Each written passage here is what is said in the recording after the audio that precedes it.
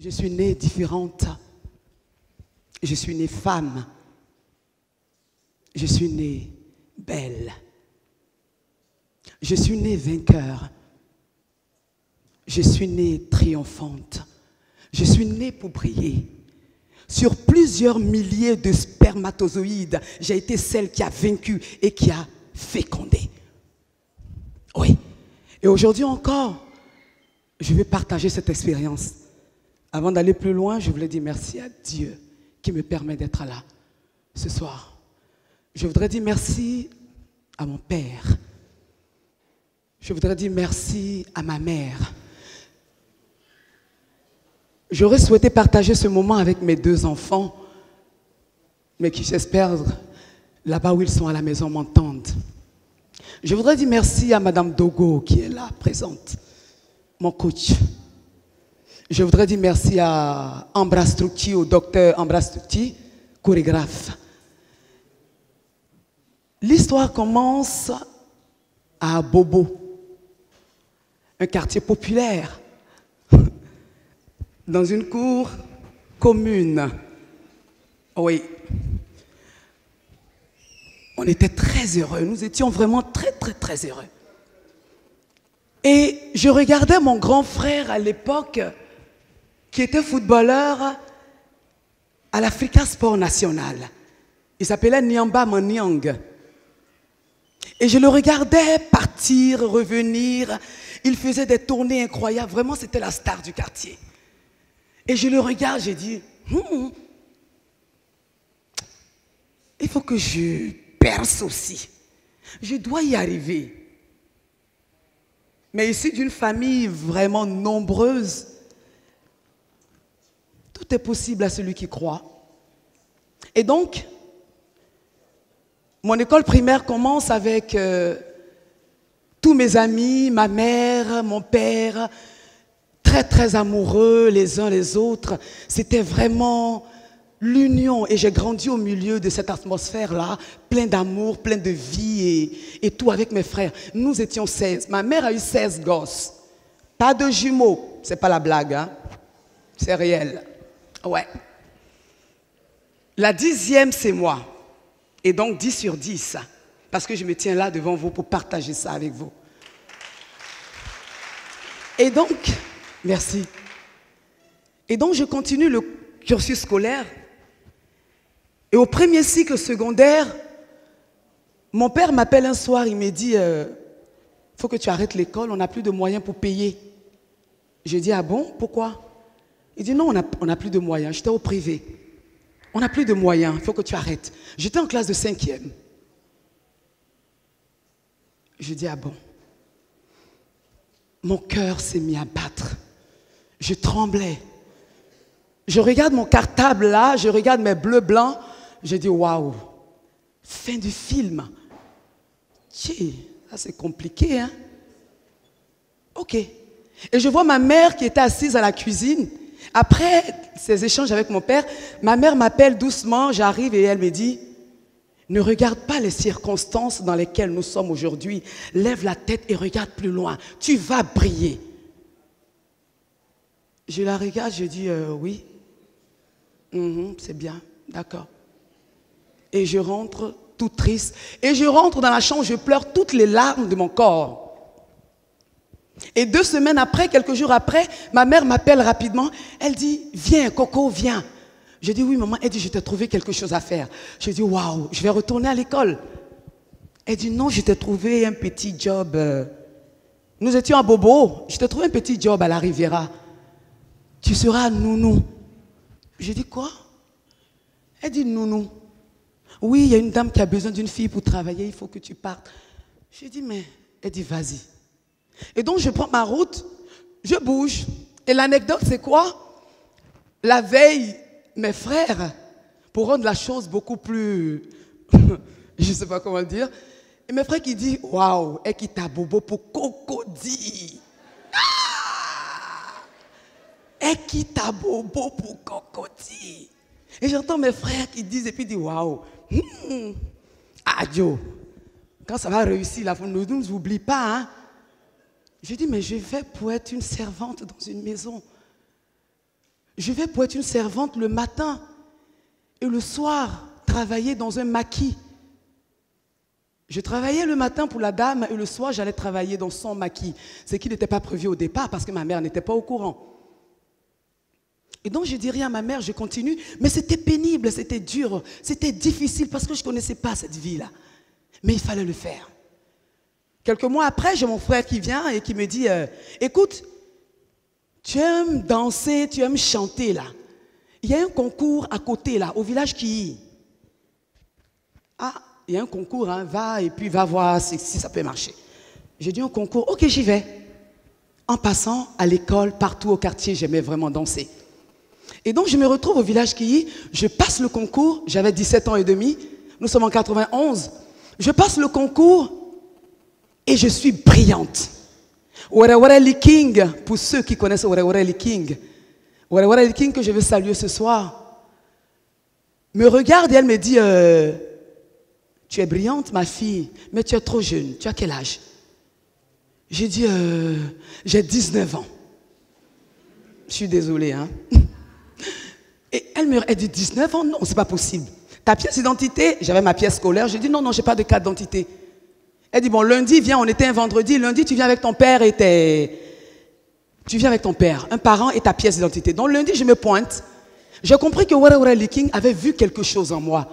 J'ai compris que Wara King s'était intéressé à ma personne parce qu'il y avait une flamme à l'intérieur qu'elle avait envie, sinon qu'elle voulait ventiler davantage pour que cette flamme puisse éclairer aujourd'hui le nombre, un maximum de personnes. Et donc je débarque avec mon père, je cale tout avec mon père, je dis tu lui dis que j'ai 19 ans, point barre. Tu ne vas pas me faire un deuxième coup, s'il te plaît. Il me regarde, il dit allons-y, on y va. Et Wara King qui parle avec nous, elle est brillante votre fille, oui, mais mon problème c'est qu'elle est jeune. Elle a quel âge en fait? Je regarde mon père et dans mon cœur c'est je t'en supplie papa, pas une fois, je t'en supplie. Et mon père me regarde, il regarde Wara, il dit elle a 17 ans et demi. Waouh! Vous voyez? C'est comme ça que j'ai réagi. J'ai dit hey. Et il lève la tête après, il dit à Wara, si vous avez vu quelque chose en elle, si vous avez vu une flamme en elle, que vous avez le désir d'activer, prenez-la. Je m'engage, je fais une décharge parentale, je vous la laisse et je m'en vais. C'est comme ça Wara m'a accueilli au sein du village Kiyi. Et là, c'est la formation, c'est la passion, c'est la vie active, c'est le combat. Il fallait se lever à 4 heures du matin et se coucher à minuit. Parce que là-bas, c'était les dîners spectacles. Le matin à 4 heures, il fallait parcourir des distances comme Rivera 2, pour tous ceux qui connaissent la Rivera 2, le rond-point de la Rivera 2, et aller jusqu'à Abobo Palmeraie, revenir à la Rivera 2, aller juste le lendemain, on va à Bingerville, on revient ainsi de suite, même jusqu'au plateau, à la gare républicaine. C'est comme ça que j'ai connu la gare républicaine. Et on revenait. C'était vraiment un parcours de combattants. Nous étions 5 qui avions été retenus. 4 garçons et une fille. C'était moi la fille. Le combat était rude, le combat était fort. Il fallait pomper. Regardez mes muscles, hein, c'est pas pour rien. Hein. Il fallait pomper, il fallait se battre. J'avais un seul objectif. Je ne veux pas retourner à Bobo. Je ne veux pas retourner dans la précarité. Je ne veux pas retourner là-bas. Je ne veux pas. Je veux y arriver parce que j'ai du monde que je dois tirer avec moi. J'ai du monde que je dois emmener vers l'avant. Alors j'ai dit que je suis né pour vaincre, je suis né pour gagner et je vais gagner. Et c'est comme ça que le concours, la formation, et à un moment donné, parce qu'il fallait 3 mois de formation avant d'être appelé kiyiste, il fallait le mériter. Il fallait le mériter. Et donc après ces deux mois de formation, les 4 autres ont abandonné. C'était un vrai service militaire. Le slogan de Wara, c'est la gratuité, une non-valeur. La gratuité, une non-valeur. Mais ce que j'ai l'intention de partager avec vous ce soir, ce sont les 3 V. Les 3 V. Vivre, valeur, victoire. Nous sommes nés pour vivre Et pour vaincre, et pour y arriver, nous devons avoir des valeurs. Nous ne devons pas piétiner nos valeurs pour des miettes. Et quand tu avances avec des valeurs, la victoire est là et elle t'attend. Et donc, ils s'en vont et je reste seule. Ils ont tous fui. C'est la nuit, on peut fuir au village Kiyi. Tu ne peux pas fuir la journée. C'est des gros bras qui sont là. Et donc, une nuit, honnêtement, j'en avais marre. J'ai dit, je suis venue pour danser, je n'ai pas le droit de voir mes parents, de visiter mes parents. Ils n'ont pas le droit non plus de me visiter pendant 3 mois. Et donc, je me bats et après, la veille de la proclamation du résultat, je prends mon petit bagage et je commence à sortir. Quelqu'un m'interpelle par derrière. Je dis non, je vais vider la poubelle. Tu vas vider la poubelle? Je dis non, ce sont des chiffons que je dois aller jeter. Il dit ok. Je pensais que c'était la fin du film. Il y avait une broussaille à l'époque, juste derrière le village Kiyi, et il y avait quelques kiyistes derrière dans la broussaille. Et pendant que je partais, arrivé juste après le portail, j'ai commencé à courir. Et c'est là que j'entends, elle s'en va! Et ça commence à courir, tic, tic, tic, tic. Et je cours de toutes mes forces, je supplie mes forces de ne pas m'abandonner, mais malheureusement on me tient. Et on me retourne à Ouéré. Ouéré me regarde et dit, mais qu'est-ce qu'il y a, Niamba? Je dis, mamie, je n'en peux plus. Je n'en peux plus. Elle dit, mais c'est déjà terminé. Tu as fini. C'est demain, on allait proclamer. Et parmi les 4, tu penses qu'on n'a pas vu les 4 partir? Si, on les a vus partir. Mais on a vu également leur cheminement. Tu es celle qui a été choisie. Et comme ça, la veille, tu étais en train d'abandonner. Et c'est là qu'elle me serre fort dans ses bras. Elle dit, bienvenue au Kiyi. Tu es désormais un kiyiste.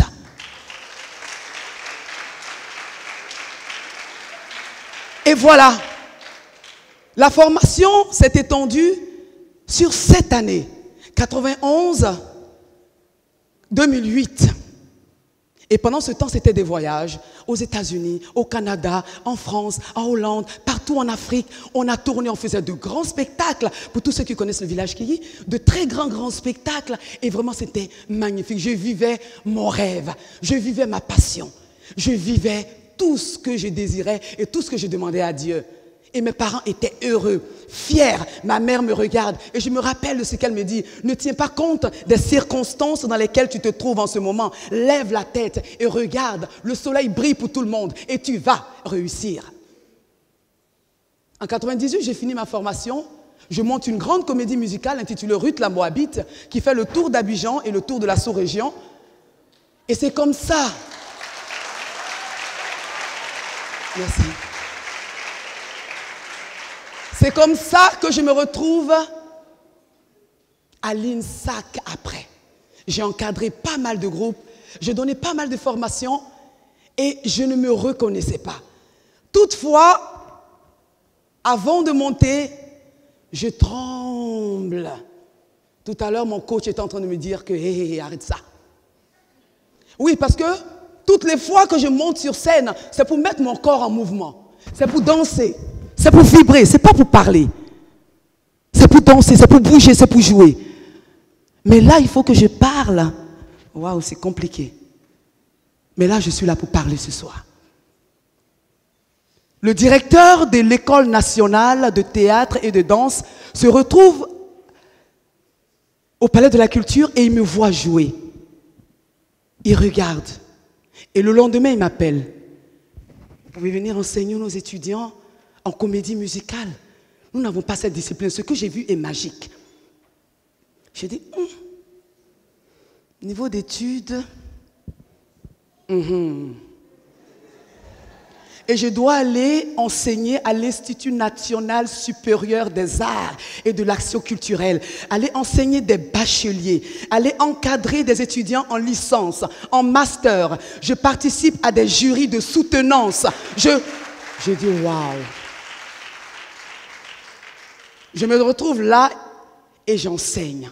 Je mets toute mon expérience au service des étudiants. Je me documente. La force que nous avons eue au village Kiyi, c'est que tous les kiyistes étaient pratiquement des illettrés ou des enfants de la rue, des personnes qui n'ont pas eu la chance de terminer les études. Mais Were mettait à notre disposition des enseignants, des maîtres. Nous avons côtoyé des maîtres tels que Ray Lema pour la musique, des enseignants dramaturges tels que, comment il s'appelle, Zadi Zaourou, aujourd'hui qui n'est plus parmi nous. Nous avons côtoyé Lokwa Kanza pour nous accompagner. Nous avons côtoyé des maîtres. Et ça, c'était la force de Were.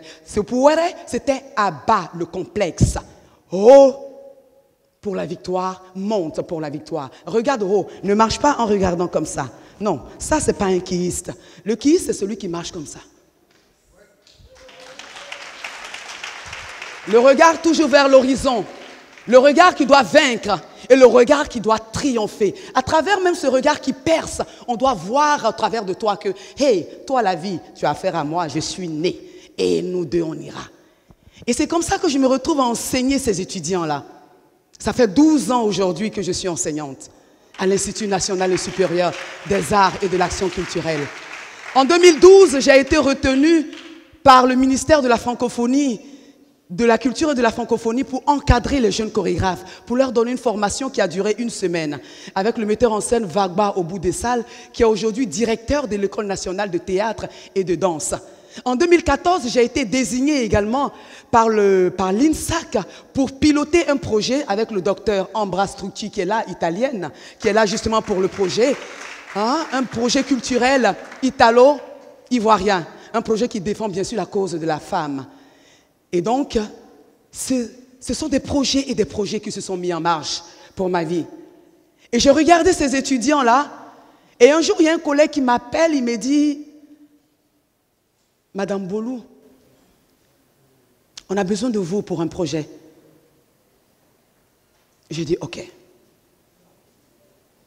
Un pan de ma vie que j'ai sauté, je reviens tout petit peu là-dessus, c'est celui de ma vie de femme, de mère, de foyer. Parce que j'ai 2 gosses, 2 magnifiques enfants.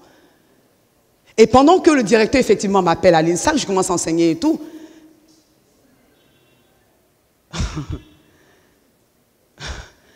Je commence à vivre. Et voilà que dans le foyer, il commence à avoir des problèmes. Pendant que je commence à faire les scènes internationales, voilà que dans mon foyer, il commence à avoir des problèmes. Ça ne va pas. Mon mari qui me dit un matin, il dit, je déteste ce que tu fais, il faut que tu arrêtes. Je le regarde, je dis, mais j'étais artiste. Tu m'as trouvé artiste, tu m'as épousé artiste. Il dit, je veux que tu arrêtes de monter sur la scène. J'aime pas quand tout le monde te regarde comme ça. Il dit à Tito, ça là c'est compliqué. J'ai dit ok.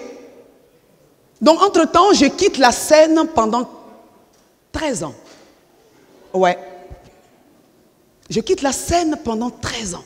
Mais je reste un coach pour conduire, pour guider tout ce qu'il voulait. Va enseigner tes étudiants, va faire tes petits gombos, va, mais toi-même sur scène, je n'en veux plus. J'ai dit, ok, j'obéis pendant 12 années. Et pendant ces 12 années, puisque je ne monte plus sur scène, les difficultés commencent à se mettre en place.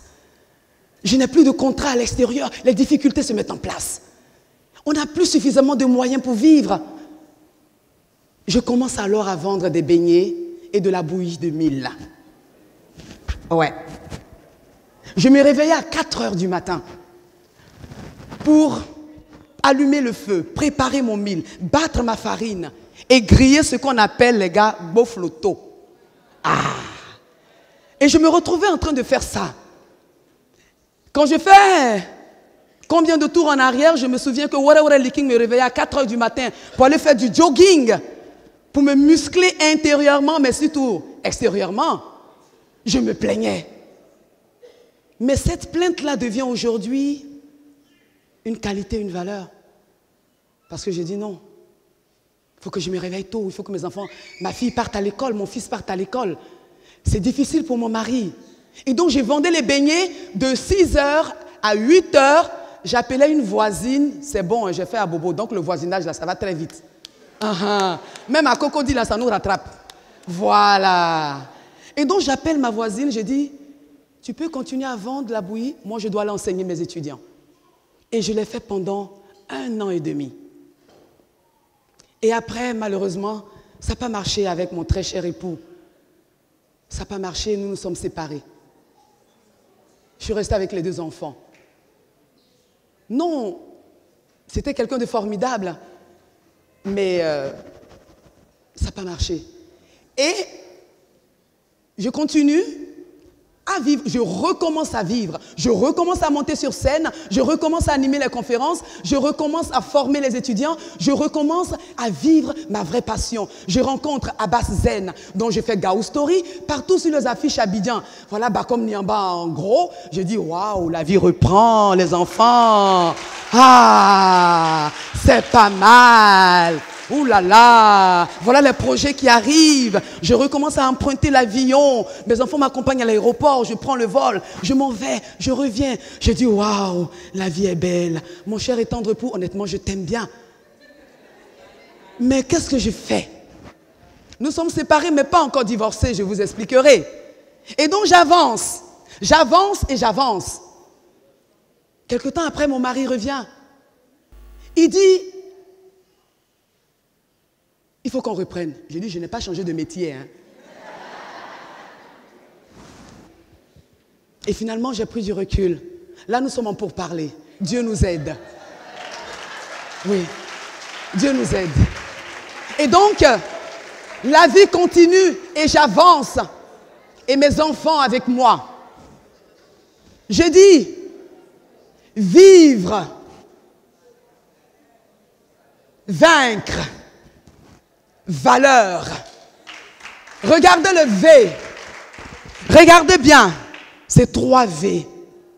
Et ces V là, d'un bout à l'autre, il n'y a pas de pont. Non. Il faut descendre dans une sorte de vallée pour remonter, aller chercher le bonheur. Oui. Il faut accepter de descendre dans la vallée. Tu ne peux pas sauter d'un point à l'autre. Regardez ce X là, c'est un piège, il est parsemé de V. Ouais. On ne peut pas sauter, il n'y a pas de pont. Il faut forcément descendre. Ensuite, remonter. Et c'est ça. Et donc la vie continue. Et je reviens au collègue qui m'appelle, qui me dit, on veut te confier un boulot, on a besoin de ton CV. Je dépose mon CV. Ah, je n'ai pas mis niveau d'études. Hein. Il me regarde, il me dit, niveau d'études. Je dis, c'est important ça? Il dit, oui, mais toi, tu as un grand niveau. Je dis, second, premier cycle, collège. Il dit, non, tu plaisantes. Je dis, si, c'est la vérité, je me suis arrêtée en classe de 5e. Il dit, non, ne me dis pas ça. Quoi? Tu n'as pas fait terminale. Tu n'as pas fait seconde. Tu n'as pas fait... Donc, tu es dans les concours, tu es programmé pour encadrer des étudiants qui font leur mémoire, en master, en licence. Ça fait 12 ans que tu enseignes ici. Mais tu es toujours resté haut comme ça. Il dit, pardon, ça, ce qu'on va faire pour t'aider, je connais un copain qui dirige une grande école, on va juste falsifier, il va t'accorder le diplôme là, et puis on va voir comment aménager. Parce que, Madame Bolou, ne dites plus rien, ça c'est trop gros. J'ai dit, ah, je sors, je réfléchis, je vais parler avec ma mère. J'ai dit non, ça ce ne sont pas les valeurs que ma mère m'a inculquées. Je ne veux pas tricher. Je ne veux pas tricher. Je dis non. Je vais voir un autre collègue, je parle avec lui, il me regarde comme ça. Il dit, je peux te dire une chose? J'ai dit, oui, vas-y. Il dit, en 2016, tu vas passer ton bac. J'ai dit, non, ça fait 30 ans, j'ai quitté les bancs, je t'en supplie. Il me regarde droit dans les yeux, il dit, tu vas passer ton bac en candidat libre. Mais quand il a dit, tu vas passer ton bac, ça m'a ramené 30 ans en arrière. Quand on me renvoyait des bancs en classe de 5e, parce que mes parents n'avaient plus les moyens de payer. Je le regarde, j'ai dit oui, je vais passer le bac. J'ai 42 ans. Je vais passer le bac. Et en ce moment, ma fille aussi devait passer son BPC. Et donc, je regarde ma fille tous les soirs, je la bouscule. Pense, elle va étudier. Arrête la télé, là, va étudier. Et donc, je rentre à la maison, je me mets à prier. Je regarde mes enfants, je souris. Je regarde mon parcours, je rends gloire à Dieu. Et j'ai dit, ouais, je vais passer le bac. Ouais, je vais passer le bac. Et je me mets à étudier 2 mois avant le bac. Je vais à la draine, je m'inscris, je fais tout ce qu'il faut et je me mets à étudier. Mais avec un cœur qui bat la chamade comme ça. Boum, boum, boum. J'ai dit oui. Vivre, vallée, il faut descendre. Et je vais me retrouver là avec des étudiants que j'ai encadrés, qui sont devenus professeurs et qui doivent m'évaluer pendant le bac. Oui.